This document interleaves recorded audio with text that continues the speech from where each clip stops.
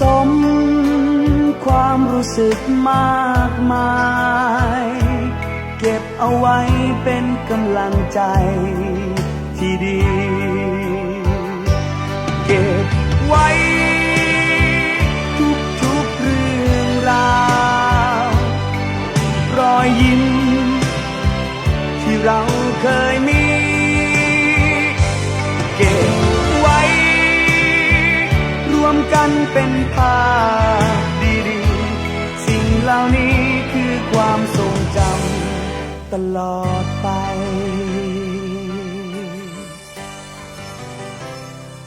ด้วยรัก